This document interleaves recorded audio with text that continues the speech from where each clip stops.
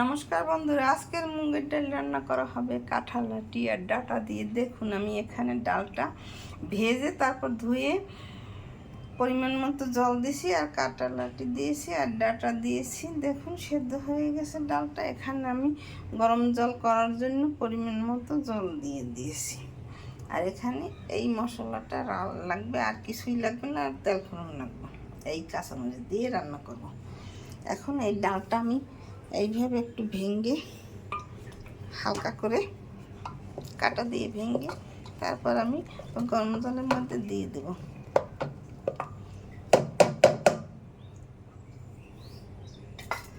এখন কাঁচামরিচ দিয়ে দিলাম। এইভাবে মুগের ডাল রান্না করলে নিরামিষ পেঁয়াজ রসুন ছাড়া খেতে যে সেই স্বাদ হয়, এক ডাল দিয়ে খাওয়া হয়ে যায়। এখন একটু হলুদ দেব,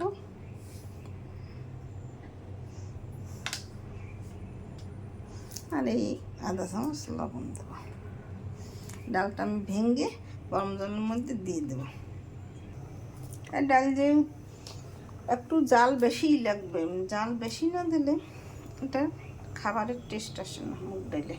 এখানে আমি ফ্রাই প্যান দিয়েছি, এইটাই আমি তেল দিয়ে দেওয়ার জন্য পরিমাণ মতো একটু মুগ ডালের তেল বেশি লাগে, নিরামিষ রান্না বলে কথা।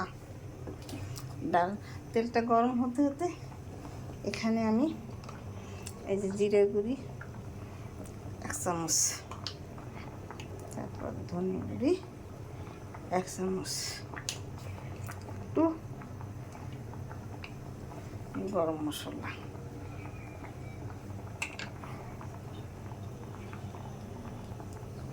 স্বাদের জন্য এই ছোট চামচের 2 চামচ, বড় চামচের 1 চামচ চিনি দিলেই হয়ে যাবে। এখানে আমি এই যে 5 ফোড়ন দিয়েছি আর একটা তেজপাতা দিয়ে দেব। এই যে তেলের মধ্যে শুকনো মরিচ দিয়েছি আর একটা তেজপাতা দিয়ে তেল ফোড়ন আমার হয়ে গেছে। এখন চুলা বন্ধ করে দেব। একটু পরে আমি ডালের আর একটু জাল লাগবে, আর একটু জাল না হলে স্বাদ ভালো আসবে না। একটু ঘন ঘন করে রান্না করতে হবে, ভালো করে জাল না হলে ডালে কোনো স্বাদ আসে না।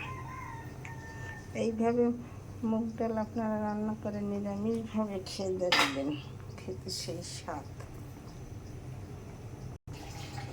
এই দেখুন একটু ঘনভাবে না হলে ডালে স্বাদ আসে না। আমার ডাল এখন ঘন হয়ে গেছে।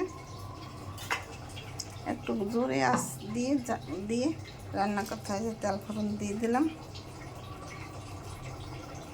সরিষার তেল দিতে হয় মুগ ডালে, নাহলে ভালো লাগে না। এখন একটু সময় জাল দিতে হবে। এই যে দেখুন আমার ডালের জাল হয়ে গেছে, রান্না হয়ে গেছে। এইভাবে আপনারা নিরামিষ মুগের ডাল কাঁঠাল আটি তারপর ডাঁটা দিয়ে, এই যে দেখুন ডাঁটা, এই যে কাঁঠাল আটি দিয়ে রান্না করে খেয়ে দেখবেন, খেতে যে কি স্বাদ, না খেলে কি করে বুঝবেন। আমার নিরামিষ মুগ ডাল রান্না তৈরি হয়ে গেছে। এরকম নতুন নতুন ভিডিও পেতে আমার চ্যানেলটিকে লাইক কমেন্ট শেয়ার দিয়ে পাশে থাকুন। ধন্যবাদ, থ্যাংক ইউ। আমার ভিডিও ভালো হলে পাশে থাকবেন, থ্যাংক ইউ।